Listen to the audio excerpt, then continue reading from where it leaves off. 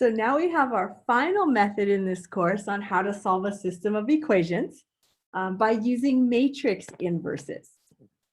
So if you read the previous notes above this example, it's really kind of memorizing an equation dealing with matrices. So that equation happens to be that the solutions, in this case matrix X, is equal to A inverse times matrix B. And so if we can find that value to that product, A inverse times B, we will actually have a matrix that gives us our solution. So before we start, all we have to do is set up everyone. So I'd like to kind of go through and just kind of, in a way, it's somewhat like what we did with augmented matrices. It's a little fancy arrow key. And the first thing I'd like to write out for myself is the coefficients matrix. That is matrix A, by the way. So let's write out the entries to that. So that's going to be 1, 2, 3. That's the X column. The Y column, -3, 5, -1.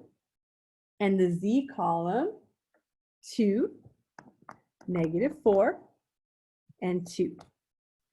So that's taken care of. The other part of my work that I'd like to show, and just see that you see this, we do have what we call the variable matrix. And that is, I'll use green, that's fine. I was trying to color code. But that's the solution to your system, your X value, your Y value, and your Z value. So it's called the variable matrix. And we're labeling it as the X because X is technically a variable, but it does stand for the values of X, Y, and Z. So there's nothing to actually calculate there. It is just your solution.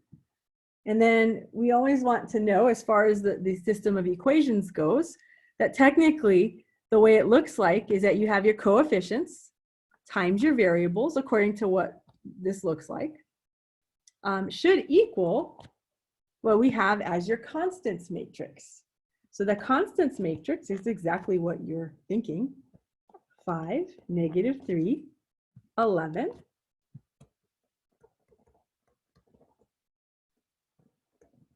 And that is what we call matrix B. I mean, you can name them anything you want, but this is a representation of our system in terms of if we expanded everyone out matrix-wise. And if you actually took the time to multiply by hand, if you actually multiplied the coefficient by the variable matrix by hand in a future class, you will see you end up getting the left-hand side of all of the equations. So that's kind of fun to play with. But really, all you have to understand in this class is once you know who matrix A is and who matrix B is, the solutions are found by us multiplying A inverse times B. However, just kind of be careful. Sometimes they ask you for proof that you're actually using the matrix inverse method.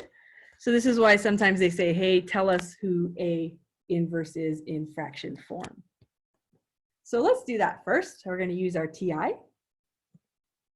Of course, we're going to use our TI. And we had a little bit of practice with that and some of the previous examples. But I don't believe we had this matrix entered in. So let's see if we can do that. So in fact, while I'm here, let's say second X inverse. There we go. We are going to edit our matrix. I'm just going to keep them with the same variables. Otherwise, it gets a little confusing to me. So matrix A is a 3 by 3. And we're going to edit. So that's going to give us 1, -3. It's already there. And 2. 2, it's already there. Yay. Good for us. 5 and 4, it's -4. We have 3, -1, and 2. So just double check one more time. 1, -3, 2, 2, 5, -4, 3, -1, 2. Perfect. Now while we're here, since we're going to use these anyways, I'm moving back to my home screen. We can just calculate the A inverse just because it's asking for it, but I'd really like to enter matrix B into the calculator as well. So I'm going to edit this one. And then matrix B, let's go back and look at that one more time. We actually have to know the dimensions, huh? So matrix B, if we are looking at it, in this case, it's 3 rows by 1 column. So we should have a 3 by 1 matrix. And then if it doesn't look like the way you think it should look, it's got to be a column, then we can switch it. But that's kind of my tricks when I go through these. So let's go back. I share 3 by 1. And we do have our good column, yes. So those numbers would be 5, -3, and 11. Now, technically, if we're solving the system of equations, we do not have to give the value of the inverse if the directions don't ask for it. So really, I can solve this right away if I want to talk about computing A inverse times B. All we have to do is call up the matrix names. So second X inverse, call it matrix A. And now you have a name for it. If you want to talk about the inverse, all we have to do, press the X inverse key. That's right by the matrix. But before you do that, you can find the value if you'd like. But I just want to show you that if you do call up matrix B, it's not going to give you the inverse matrix. It's just going to give you the solution matrix. So A inverse times B, right away, 2, 1, 3. Super cool. Let me copy this for you. I think sometimes the directions are just a way of making sure that you use the method that they asked you for. But really, when it's asking us to solve, I'll move it over in a second for you, if I can. There we go. All we have, as far as the solution, we're asking to solve. The solution is given by this variable matrix. So this, by the way, my friends, what we just found was the X matrix. Now we don't want to write it in matrix form. Remember, if you're solving a system of equations, the solution is always in terms of the order pairs or triplets. So in our case, our solutions would be 2, 1, 3. Very nice numbers. So that's taking care of that part.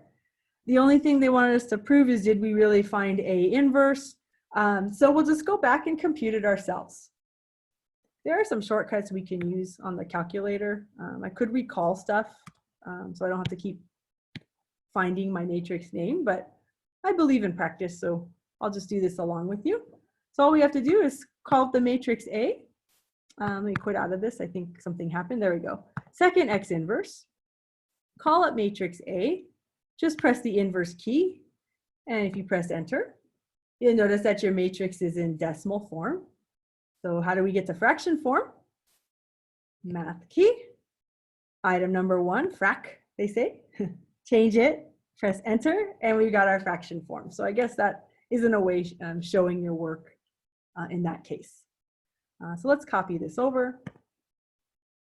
If this were a class where they really wanted you to do these by hand, then they would force you to do this by hand. They probably wouldn't let you use your calculator, but super nice that we get to do this with our TI.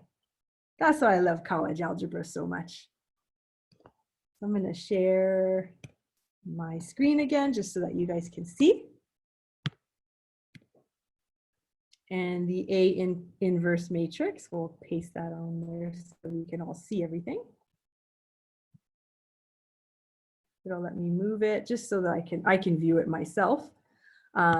Along with the solution, they wanted us to give the value of A inverse in fraction form.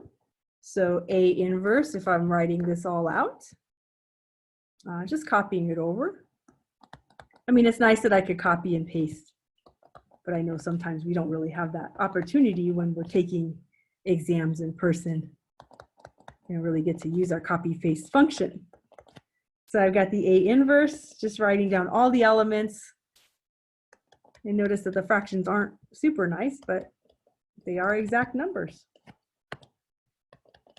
So this would be the value of A inverse. And let me write that a little nicer. I think I missed that inverse key.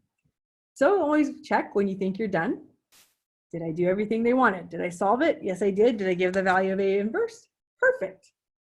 So this is like probably my second favorite technique to use. As long as I have a TI, I could quickly find the solution just by pure matrix multiplication. So I love it. I hope you like it as much as I like it. Have fun with practicing. I will see you in the next chapter.